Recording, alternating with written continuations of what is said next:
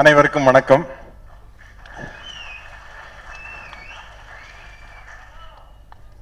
அன்னை இல்லத்தின் ரசிகர்களுக்கெல்லாம் ஞாபகம் இருக்குன்னு நினைக்கிறேன்.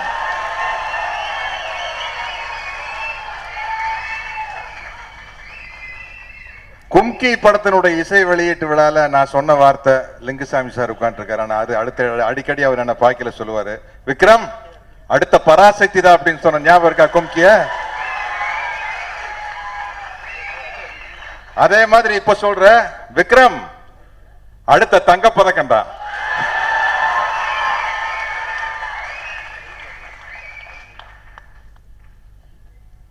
அப்புறம் நம்ம என் தம்பி, சின்ன தம்பி இளையதலகம் பிரபு அவர்களுக்கு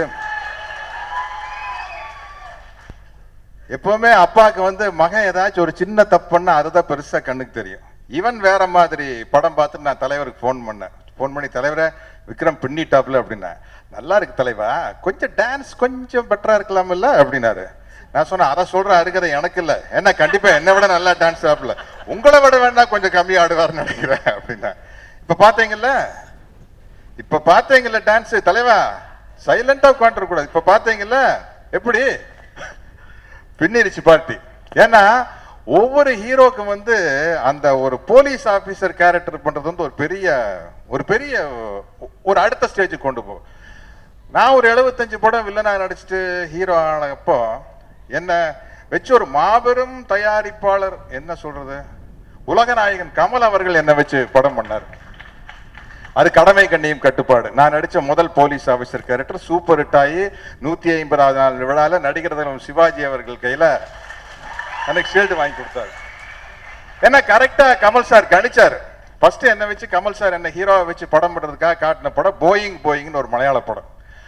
மோகன்லால் நடிச்சார். அதுல 3 ஹீரோயின். அப்ப எனக்கு அந்த படம் தானே பிடிக்கும். நான் கமல் சார்கிட்ட, சார் இது சூப்பரா இருக்கு சார், ஏன் 3 ஹீரோயின் இருக்கிறனால அப்படின்னாரு. இல்ல சார் ஜாலியா இருக்கு சார் படம், தமாஷா இருக்கு. இது வேண்டாம், இது எல்லா படத்துலயும் நீங்க பண்ற விஷயம் தான், உங்களுக்கு வேற ஒரு படம் பிடிச்சு கொடுக்குறேன்னு சொல்லிட்டு இந்த போலீஸ் ஆபீசர் கதையை சொல்லி கொடுத்தாரு. இன்னைக்கு வரைக்கும் அந்த கடமை கண்ணியம் கட்டுப்பாடு, எங்க வெளிநாட்டுக்கு போனாலும் எனக்கு அதை பத்தி தான் பேசுவாங்க. சார் கடமை கண்ணியம் கட்டு, நான் அநேகமா தமிழ் சினிமால அதிகமா அந்த யூனிஃபார்ம் போட்டவன் நானா தான் இருக்குன்னு நினைக்கிறேன்.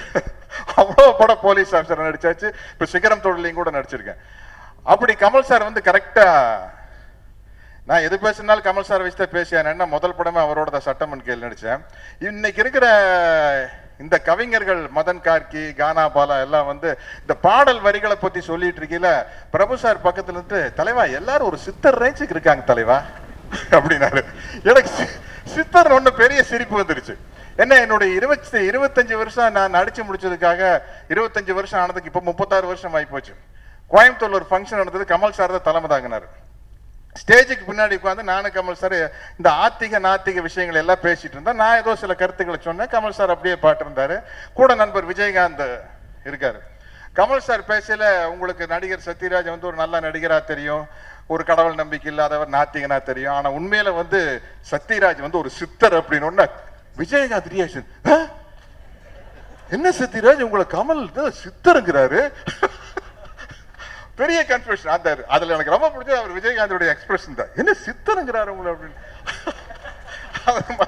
இன்னைக்கு பல சித்தர்கள் உருவாகிட்டாங்க. ஏன்னா ஒரு சித்தர் மனநிலையில் இருக்கிறத ஒரு நல்ல கவிஞரா இருக்க முடியும். கவிஞர் கண்ணதாசன் அவர்களாகட்டும், வாலியாகட்டும், பட்டுக்கோட்டையாராகட்டும் எல்லாமே. இந்த படத்துல எனக்கு ரொம்ப பிடிச்சது டைரக்டர் கௌரவனுடைய அந்த handling of the script and இந்த எக்யூப்னுடைய ஹேண்ட்லிங். நான் அது ரொம்ப வியந்தது நான் சும்மா கமல் சார் பத்தி பேசுவேன், தப்பா நினைச்சுக்காதீங்க. அது நான் ரொம்ப வியந்தது இந்த விருமாண்டி படத்துல ஃபர்ஸ்ட் ஷாட் இந்த மகாநதியில ஒன்று வந்திருக்கும். ஒரு ஜெயிலுக்கு இந்த பக்கம் ஒரு ட்ரெயின் போயிட்டு இருக்குல்ல கமல் சார், அங்கிருந்து எங்கேயோ ஆரம்பிச்சு நம்ம சினிமா ரசிகர்களுக்கு ஒரு கேமரா எங்க வச்சு எப்படி எடுத்தாங்க அப்படின்னு உங்களால கண்டுபிடிக்க முடியாது அவ்வளவு ஈஸியா. பட் எனக்கு மகாநதி பாட்டு எங்கடா எங்கேயோ இருந்து கேமரா எங்கேயோ போயிருச்சா, என்னப்பா அது அப்படிங்கிற மாதிரி இருந்தது.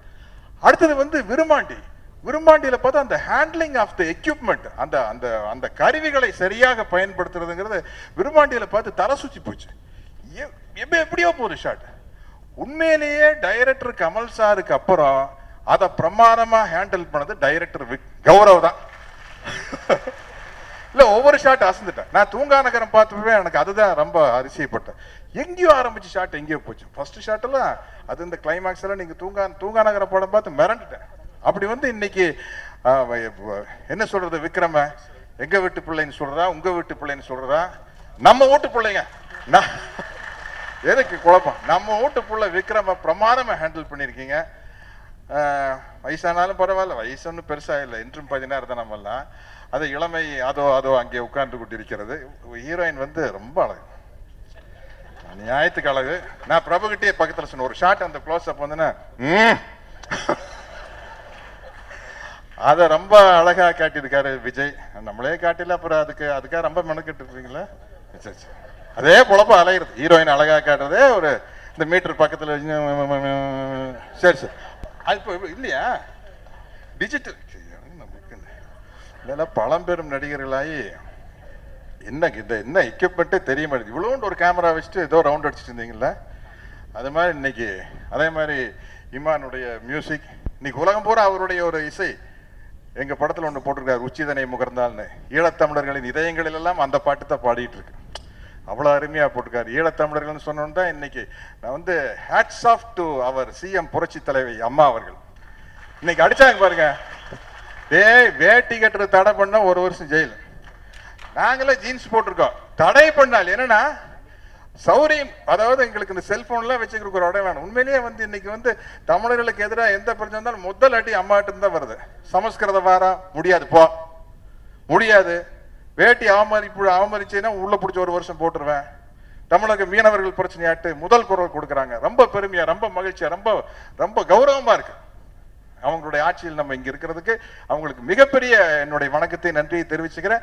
ஏன்னா அந்த ஒரு போராட்டம் நடந்தது, தம்பி பிரபலா கலந்துக்கிட்டாரு, என்னால கலந்துக்க முடியல, தவிர்க்க முடியாம வெளியூர்ல இருந்தேன். அதனால இந்த மேடையில் அதை தொட்டு பேச வேண்டியதா போச்சு. தயாரிப்பாளர் சொல்ல முடியும் தனஞ்சயன் அவர்கள் இல்ல என்ன உங்களை பாராட்ட வேண்டிய விஷயம்னா, இப்ப இந்த கார்பரேட் கம்பெனிகள்லாம் வந்தோடனே அக்ரிமெண்ட் கொண்டு வந்து நீட்டுவாங்க. படிக்காம கையெழுத்து போட்ட ஓகே, படிச்சோம்னு வச்சுக்க ஏய் அப்படிங்கிற கோபம் வரும். என்ன அதுல அவ்வளவு கண்டிஷன்.